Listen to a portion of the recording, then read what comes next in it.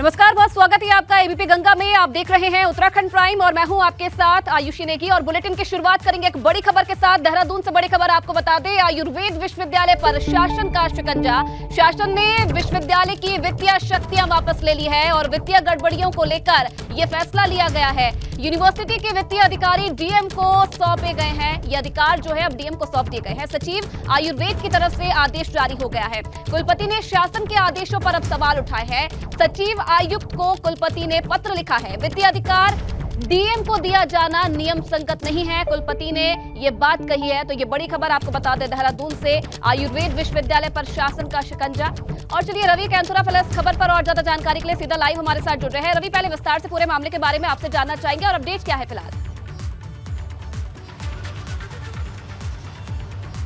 बिल्कुल आशी, देखिए आयुर्वेदिक विश्वविद्यालय की जब से स्थापना हुई है तब से लगातार ये सुर्खियों में रहा है। भ्रष्टाचार हो, यहाँ पर वित्तीय अनियमितताएं हो या फिर नियम विरुद्ध नियुक्तियां हो, लगातार इस तरीके के मसले पहले भी आते रहे हैं। और अब अगर कहा जाए तो इस वक्त शासन और कुलपति के बीच सीधे तौर पर एक जंग हम कह सकते हैं जो कि छिड़ गई है।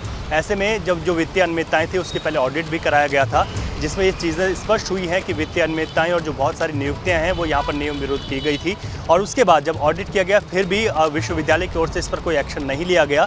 और अब बड़ा अपडेट इसमें यही है कि जो यहाँ पर कुलपति की जो वित्तीय अधिकार हैं उनको पूरे तौर पर छीन लिया गया है और देहरादून जिलाधिकारी को ये वित्तीय अधिकार दे दिए गए हैं। ऐसे में इससे पहले भी बात की जाए तो जो अनियमितताएं और जो भ्रष्टाचार का मामला पहले भी उजागर हुआ है उसको लेकर एक कमेटी भी बनाई गई है, जिसमें रिटायर्ड जज इसकी अध्यक्षता कर रहे हैं। और इससे पहले भी उन्होंने 15 दिन में इस पर अब जाँच देनी है। तो हम ये कह सकते हैं कि जिस तरीके से उत्तराखंड आयुर्वेद विश्वविद्यालय के भीतर इससे पहले चाहे हम बात करें तो पहले भी इस तरीके की गड़बड़ियाँ आई हैं, लेकिन इतना ज़रूर कहा जा सकता है कि शासन की ओर से पिछले 6 महीनों में इस जांच को कुछ तेज़ किया गया है। यानी कि 6 महीने में कह सकते हैं, क्योंकि इससे पहले भी जो सचिव आयुष रहे हैं उनके द्वारा भी इस पर जांच को लेकर कमेटी बनाई गई थी और कई जो है नोटिस भी जारी किए गए थे। और अगर हम अभी बात करें तो सचिव आयुष जो बदले गए हैं, पंकज कुमार पांडे पर इस बात जो है सचिव आयुष हैं, तो उनके द्वारा भी यही जो पत्र है उसको जारी किया गया और ये आदेश दिए गए हैं कि जो वित्तीय जो अधिकार हैं उसको पूरी तरीके से ख़त्म किया जाता है और जिलाधिकारी देहरादून को सौंपे जाते हैं। कुल मिलाकर ये जो पूरा मसला है ये भ्रष्टाचार, अनियमितताओं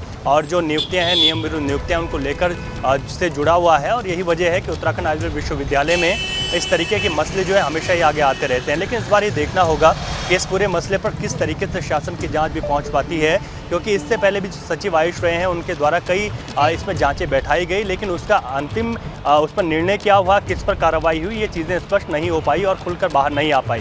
इस बार फिर से अगर बात की जाए तो जो कुलपति हैं उनके द्वारा भी अब शासन को पत्र लिख दिया गया। उन्होंने अपने पत्र में लिखा कि शासन ने जिस तरीके से वित्तीय अधिकार उनके छीने हैं ये गलत है और नियम विरुद्ध है। तो सीधे तौर पर शासन और कुलपति के बीच अब हम कह सकते हैं कि ये एक आपसी जिस तरीके से जो भ्रष्टाचार के बीच अब जो सीधे तौर पर एक दूसरे पर जो जंग है वो छिड़ गई है। तो इसे हम ये कह सकते हैं कि जिस तरीके से वित्तीय अधिकार छीने हैं, क्या जिस तरीके से उत्तराखंड आयुर्वेदिक विश्वविद्यालय में वित्तीय अनियमितताएं सामने आती रही हैं उस पर क्या कोई बड़ा शिकंजा तो लगातार कसता रहा है, क्या कोई बड़ी कार्रवाई हो पाएगी, वो एक देखना होगा। क्योंकि अभी तक जिस तरीके की जांचें हुई हैं और जिस तरीके से लगातार नोटिस जारी हुए हैं, कोई बड़ी कार्रवाई अभी तक देखने वाली बात है कि जो जांच की आंच है आखिरकार कहां तक पहुंच पाती है। बहुत धन्यवाद आपका तमाम जानकारी देने के लिए।